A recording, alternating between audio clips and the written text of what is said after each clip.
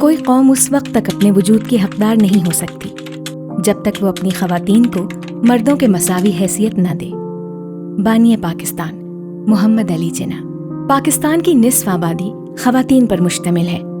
معاشرے کا اہم حصہ ہونے کے باوجود کئی دہائیوں تک خواتین کو مواقع تک مساوی رسائی نہیں ملی، نیز مالی اداروں میں انہیں خدمات کی فراہمی ناکافی رہی۔ چنانچہ پختہ سماجی روایات کی بنا پر خواتین اپنا معاشی کردار ادا کرنے سے قاصر رہیں۔ خواتین کو مالی طور پر بااختیار بنانے کے لیے مالی سہولتوں تک رسائی ضروری ہے، اور یہ ہمارے قومی مستقبل کے لیے انتہائی اہم ہے۔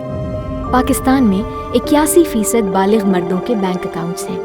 اس کے مقابلے میں صرف 29% بالغ خواتین بینک اکاؤنٹس رکھتی ہیں، جو بیشتر خواتین کو اپنی ملکیت اور رقم کے تحفظ کے اختیار سے محروم کرتا ہے۔ حکومت پاکستان خواتین کو مساوی معاشی مواقع فراہم کرنے کے اپنے ویژن پر عمل پیرا رہی ہے۔ حکومت کے اس ویژن کو آگے بڑھاتے ہوئے اسٹیٹ بینک آف پاکستان اس صنفی فرق کو ختم کرنے کی کوشش میں پرعزم ہے۔ اس عزم کی بدولت حکومت پاکستان کی مالی شمولیت کی قومی حکمت عملی کی راہ ہموار ہوئی، جس کے تحت 2023 تک خواتین کے 2 کروڑ فعال اکاؤنٹس کا ہدف مقرر کیا گیا ہے۔ اس ہدف کے حصول کے لیے اسٹیٹ بینک نے ملکی مالی شعبے کے لیے ایک جامع پالیسی تشکیل دی ہے۔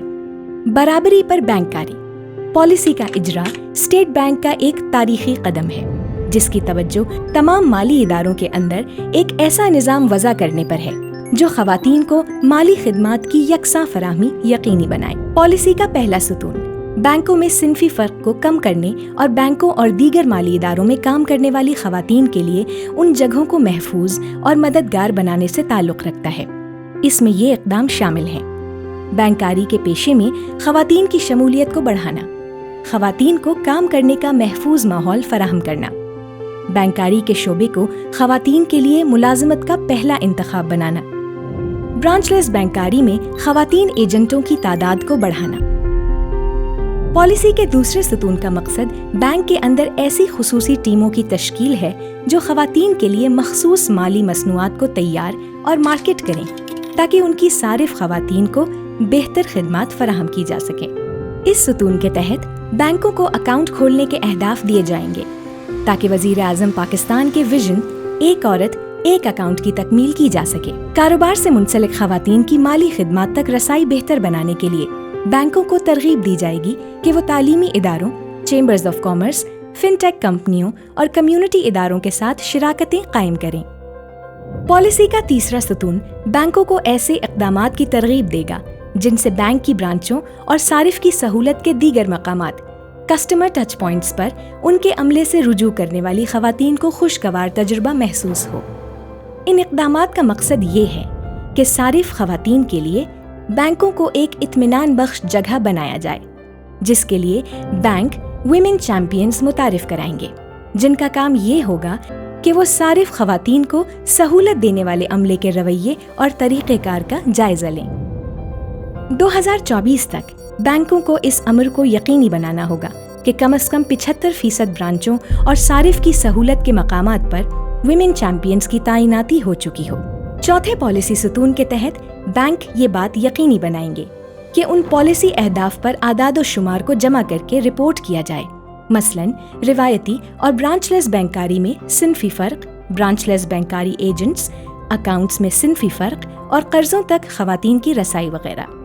ان اقدامات کے نتیجے میں برابری کے اہداف پر معلومات کی واضح عکاسی ان مخصوص مسائل کے حل میں اہم کردار ادا کرے گی جو خواتین کی مالی شمولیت میں حائل ہیں، اور ان کی نشاندہی سے تمام مصنوعات اور خدمات میں صنفی توازن قائم ہو سکے گا۔ پالیسی کے آخری ستون کے تحت صنف اور مالیات پر ایک مشاورتی پالیسی فورم تشکیل دیا جائے گا، جس کا مقصد خواتین کو مالی اور معاشی طور پر بااختیار بنانے کے لیے نئے طریقے دریافت کرنا ہوگا۔ کوئی بھی ادارہ اکیلے اس محاذ پر کام نہیں کر سکتا۔ اسٹیٹ بینک آف پاکستان اس بات سے آگاہ ہے کہ اس صنفی فرق کو ختم کرنا دشوار ہے۔ یہی وجہ ہے کہ اس پالیسی کے نفاذ کے ساتھ اسٹیٹ بینک آف پاکستان تمام مالی اداروں کو ترغیب دے گا کہ وہ جن معاشی مواقع کی عکاسی کرتے ہیں اس کے لیے خواتین کے کردار کا اعتراف کریں اور اپنی سرگرمیوں میں صنفی تناظر کو شامل رکھیں تاکہ پاکستان میں خواتین کے لیے زیادہ مساوی مستقبل محفوظ بنایا جا سکے، کیونکہ ایک برابر پاکستان بنے گا ایک مضبوط پاکستان۔